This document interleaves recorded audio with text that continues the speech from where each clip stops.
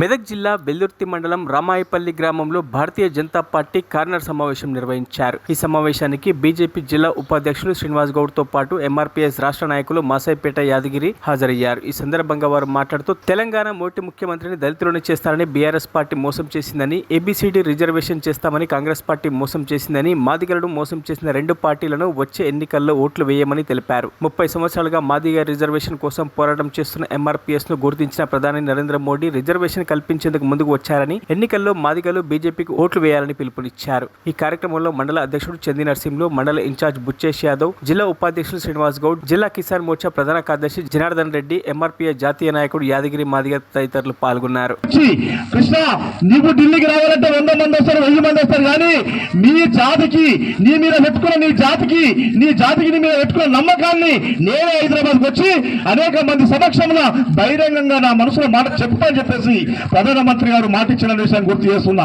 దీన్ని దృష్టిలో పెట్టుకుని పేరేని గ్రౌండ్ లో 10 నుంచి 20 లక్షల మంది మాదిగల సభకు, మాదిగ ఉపకులాల సభకు ప్రధానమంత్రి సాక్షాత్ దేశాన్ని పరిపాలిస్తున్న ప్రధానమంత్రి నరేంద్ర మోడీ గారు ఆ సభకు ముఖ్య అతిథిగా విచ్చేసి ఆయన ఒక మాట ఇచ్చిండు. ఏమన్నాడు?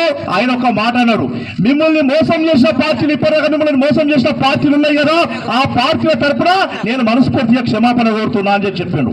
అంటే మోసం చేసిన పార్టీలకు క్షమాపణ అడగలే, మోసం చేసిన పార్టీలు కాంగ్రెస్ కానీ టీఆర్ఎస్ కానీ ఇతర పార్టీలకు క్షమాపణ అడగలే. ఆ పార్టీల తరఫున భారత ప్రధానమంత్రి మమ్మల్ని క్షమాపణ కోరిన విషయాన్ని గుర్తు చేస్తా ఉన్నా. రెండో విషయం, 30 ఏళ్ళు మీ ఆకాంక్ష ఉన్నది.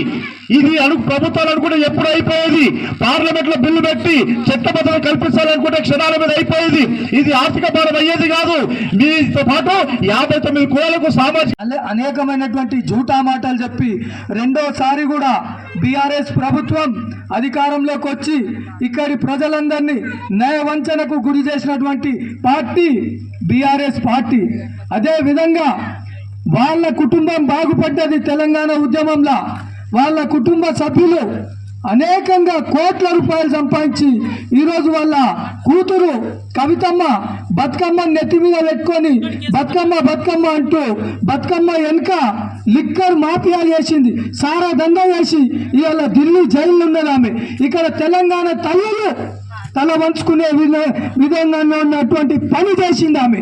ఎందుకంటే 100 కోట్ల రూపాయలు సంపాదించినటువంటి కవితమ్మ ఈరోజు ఢిల్లీ జైల్లో ఉండి తెలంగాణ మహిళలను తలదించుకునే విధంగా మన తెలంగాణ ఆడపడుచుల విద్యను తీసినటువంటి తల్లి మన కవితమ్మ.